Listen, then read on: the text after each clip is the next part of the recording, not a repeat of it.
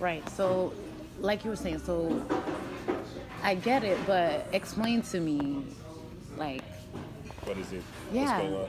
So I had so basically at birth, my heart, as well, I have a condition called, they call it left ventricle non-compaction. So this I found out later on, but basically at birth, my heart muscle never forms, so never compacted. So when your heart is forming, it compacts very hard and it makes a strong muscle. Okay. Mine was never fully compacted, so it's kind of spongy, and over the years got weak and weak and bigger and bigger.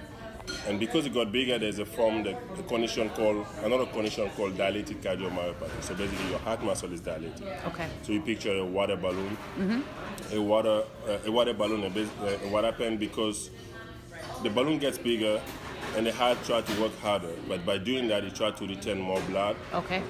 to pump more water, more blood out of the heart. So Yeah. it's just a vicious cycle that never ends. And over the time, your heart gets tired and weak and that thing. So in my case, would just be very tired a lot. Okay. More tired than normal. I mean, As you were growing up at all times? so I had moments where it was blood pressure. I had low blood pressure, basically feeling dizzy, feeling really lightheaded. So I had those moments. I'll get tired faster than normal or inconsistently. Okay. It wasn't always the case, but it got worse and worse, and then it came to a point where I really had sharp pain in my chest. Oh, wow. And I think that was the moment and then I thought at first it was flu. Right? So I went to the doctor, 1 month of treatment, and it was still there, the pain especially. So then I was like, okay, it must be something serious. And I went to the ER, and then that's when they noticed, okay, your heart is bigger than normal.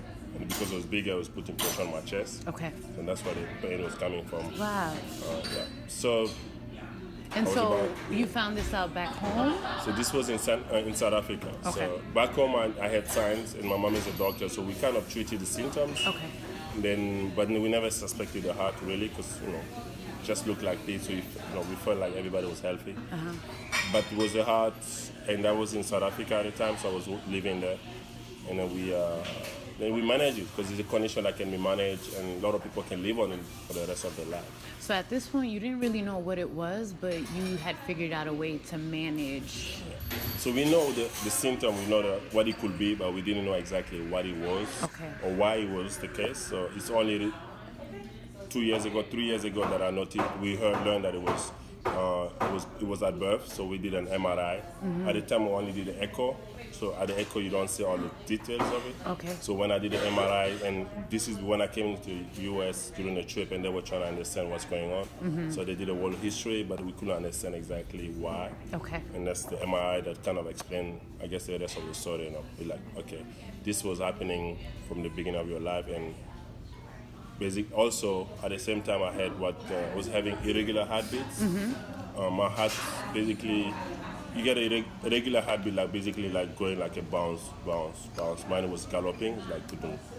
Wow. And I felt this, but it was my heart. I didn't know. You're like, what's going on? Yeah. I didn't even think about it. I didn't think it was anything big, but that was one of the symptoms. Because my heart was galloping and working harder than normal. Yeah. And but also those irregular heartbeats were firing.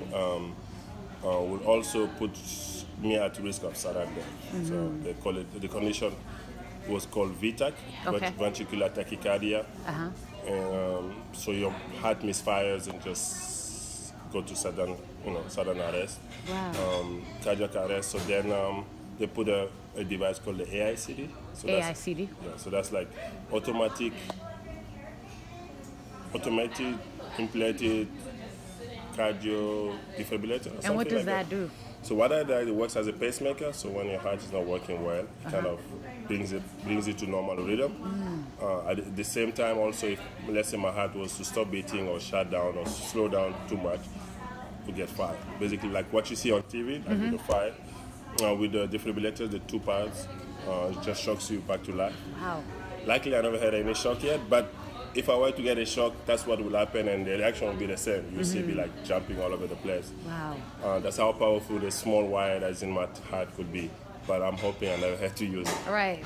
So we monitor it every year, every few days. Okay. Actually, every few months. Okay. to see what's been happening, and then sometimes there are signs that tell me event, they call it event. But luckily, I haven't had so many of them, and when they happen, they're just within the limit. So far we're good with that. But we also have to use medication to control that. So also take medication. So how do you monitor it? So there's two ways. One way is to basically they have to ask the device. So they have a system, a magnetic system they put on top of the device here. Okay. So the device is right here. They put on top of it and they can pull up the records. Okay. Right now I have a device, I have a system at home that can send signal to the hospital in case there's a major problem. They will be able to see it too. But besides that, I don't get those feelings, but some people might have palpitations and things like that.